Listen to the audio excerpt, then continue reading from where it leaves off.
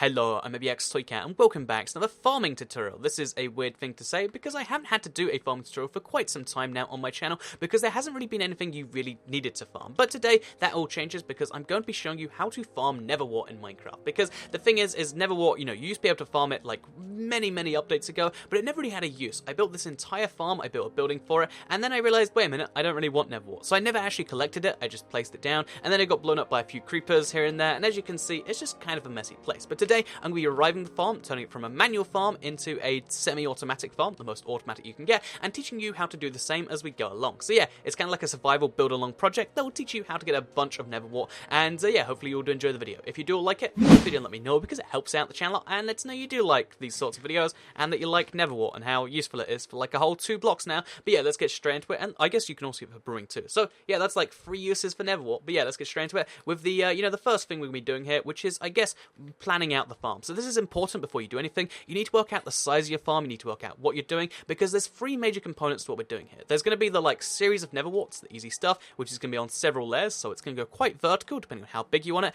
You need to have a width to this, so you can go like 50 blocks wide, or like we're doing here, we're going to have 2 separate 5-block farms. Again, you can do this as wide or as thin as you want. For that now though, I've just got 2 separate 5 blocks, so that's what we'll stick with. Then we need to work out where the water is going to flow into and where the stuff is going to go, because we want it to go into a hopper, into a chest. So what I think I'll do is I'll remove a block right here and right there. This block will be a hopper, which will link into a chest just over here. So let's place down a chest, and just like this is going to be endpoint for our stuff to go into. This is going to be a hopper, and over there is going to be water to take it into the hopper. So yeah, easy stuff like that. Now we need to work on the more complex bits, which is actually pulling the Nether Wart in order. So yeah, because of the fact that there is going to be water involved, you need to go very specific, amounts of I guess height or depth or whatever of how many like soul sand in a row you go. If you have too many, you're going to cause a problem. Too few, and you're just being wasteful. So yeah, we want to go 8 blocks first. So 1, 2, 3, 4. Oh, wait, that's not 4. Okay, so 1, 2, 3, 4, 5, 6, 7, 8. So at 8, we want to cut it off and just, saw this whole outfit thing, and we want to go upper layer. The reason we're doing this is because, obviously, the way,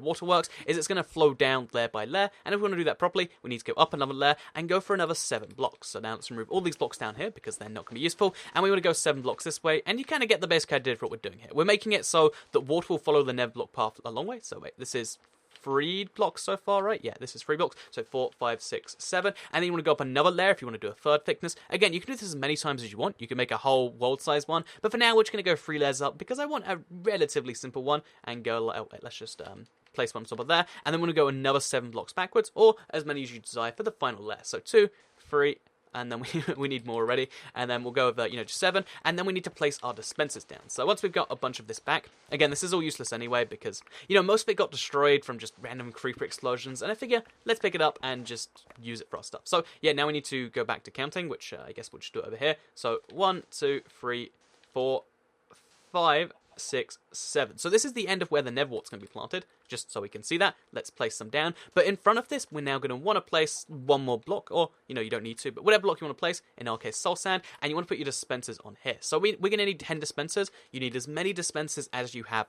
rows of this. So again, if it's 100 rows wide, you need 100 dispensers. That's a pretty crazy idea for a farm, but again, you need as many rows as you have things, and we want to place this as many as we have here. So we'll place 5 on this side, 5 on that side, and then you're kind of seeing the farm come together here, right? Like, the water's going to flow out from here and flow all the way down there. But, just so you can see it, just 1, 2, 3. I'm going to need to place some blocks there, I think.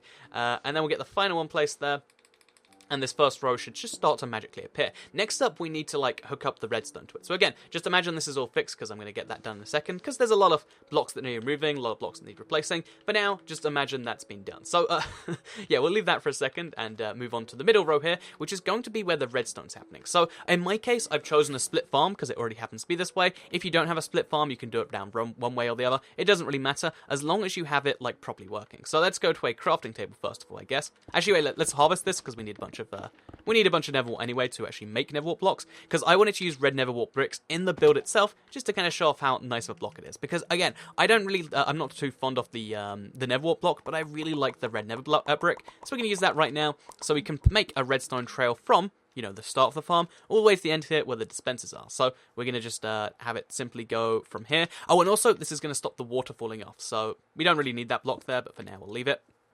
And this is going to follow the path along, kind of like a little bit of a guardrail, I guess. And as you can see, it's going to just follow it smoothly down like that. So I don't know if we have the exact right number of blocks we need, because this went a bit further than I was expecting. But, you know, it's going to do this in all simpleness. And we're just a few blocks short for now.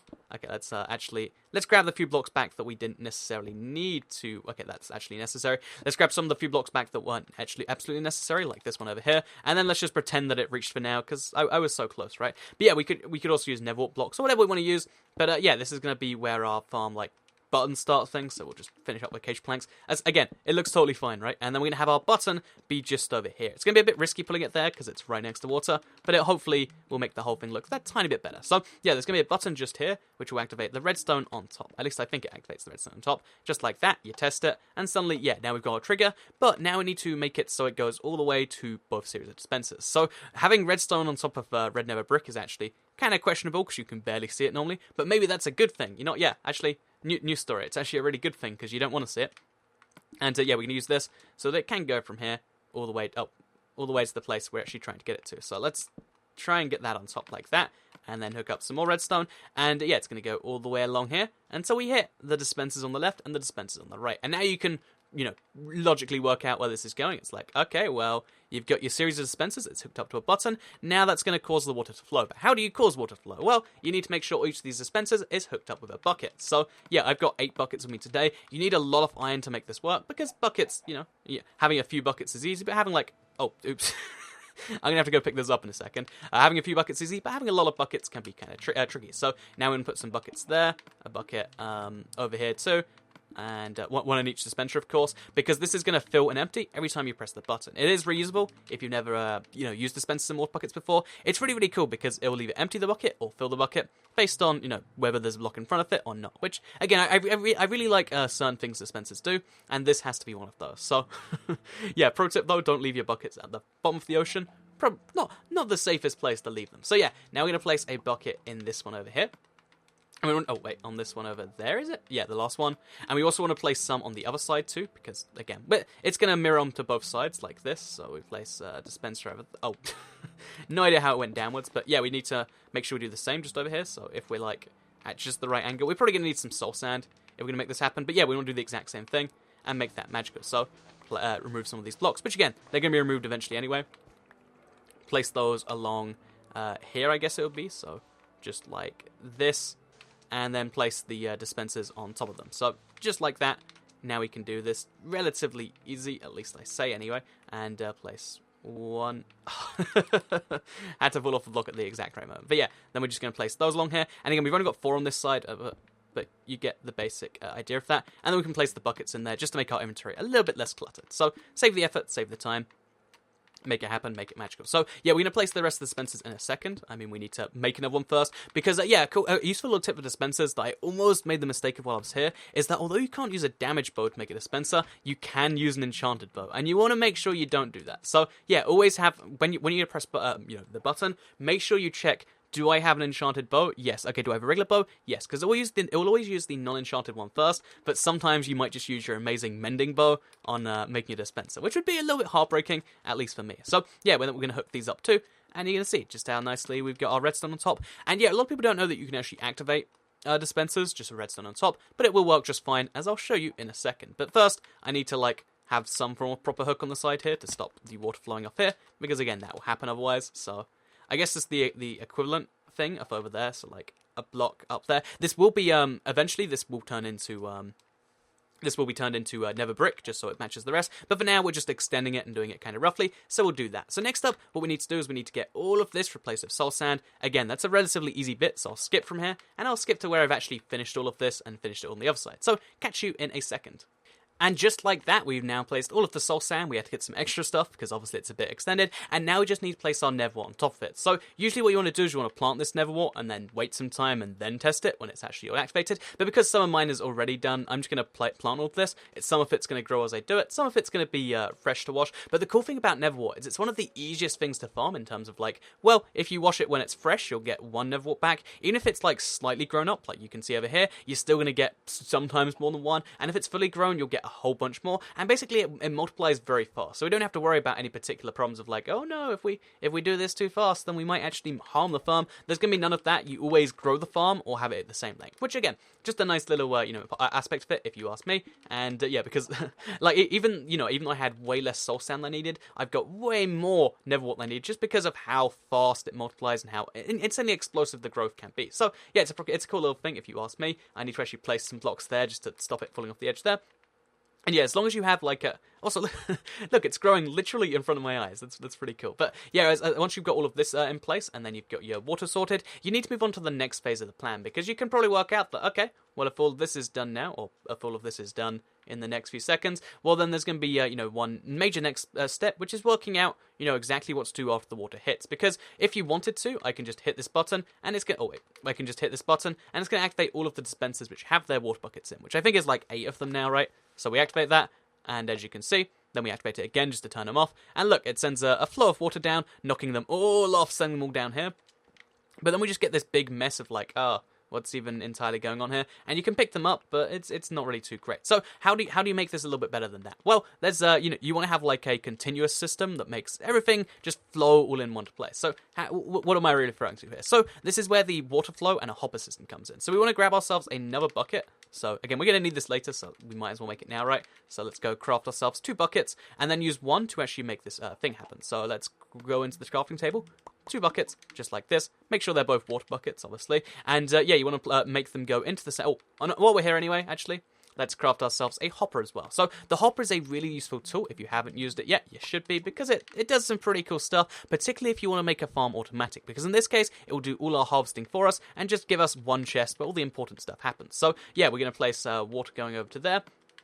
Again, we'll then switch this out, have water going over to there, and as you see, it's going to neutralize onto the same block like this. So I probably want to like make sure the block behind it's not visible, just so stuff doesn't accidentally go there. And then what we want to do is we want to place a hopper down here facing into the chest. So you crouch place into the chest a hopper, and now any items that go into there will just automatically appear into the chest. Also, place a block, maybe place a like half slab onto the chest or something, just to stop the water flowing that way, because that's what's happened here. So in our case, we'll just place like, I don't even know at this point, like just a single block of sand, just so we can make sure nothing goes there. And now everything will go to this hopper. It has to stay there, and then it's slowly absorbed and sent into the chest. So for now, we'll just leave it like that and kind of show my point. And now we'll test the other side, which didn't properly go off there, and show you exactly how amazingly this is going to work. So we'll grab 2 water buckets, again, 1 and 2, place those in the final 2 things. And this time, we're going to spend some time between the charges so that it can pick up all the, stragglers that are along the place, and also finish up the rest. So we need to place a bucket in there, a bucket in there, and I believe now every single dispenser has its own bucket. Yes, it does. So yeah, even though not all of this is done because I didn't spend enough time, between the charges, you want to press the button once, and then just wait a few seconds. Let's say 10, 15 seconds, something like that. Enough time that the water flows all the way first and starts to really activate, because it is traveling across soul sand, which will make it go slower, which is pretty important. And then, I think it's flowing out a gap in the wall. That's what's gone wrong there. So in this case, we're going to turn it off and on, because a big mistake was made. Again, as with all things, it can be fixed with an easy off-on cycle. But yeah, turn it off, and then turn it on again. And then we'll turn it off again very briefly afterwards. But yeah, you'll see, because it is soul sand, it's going to travel very slowly. But by the end of it, it's going to all end up in this little hopper over here, which is, as you can imagine, pretty darn handy. So even if you actually let it go this way, as long as it's going in slow enough, it actually will let you press like this.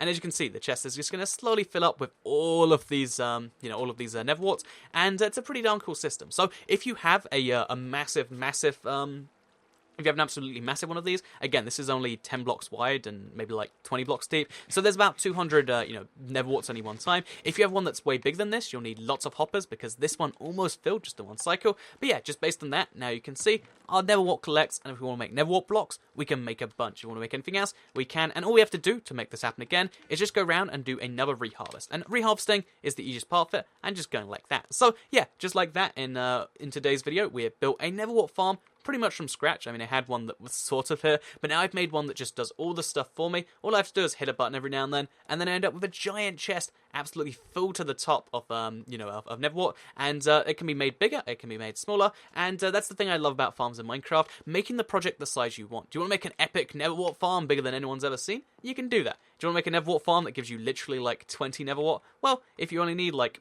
50 or 100 Nether Wart at some point, then yeah, that makes more sense. So yeah, here's a fun little build for you all. Hopefully you all enjoy it. Hopefully this inspires you to make one of these, and I'm going to harvest this a few times so I can actually make the rest of these Nether Wart blocks, and I guess I'll see you all in the next video. So also, if you're going to do something around the outside like I have here, make sure that you finish it and don't leave it like poking out the edge. Again, this is just a visual thing, because I'm going to fix this at some point, and it's going to be beautiful. But yeah, make sure it looks nice on the outside. But yeah, thank you very much for watching. Like the video if you liked it, share if you really liked it, subscribe if you're new around here, and yeah, I'll see you all in the next video. So goodbye.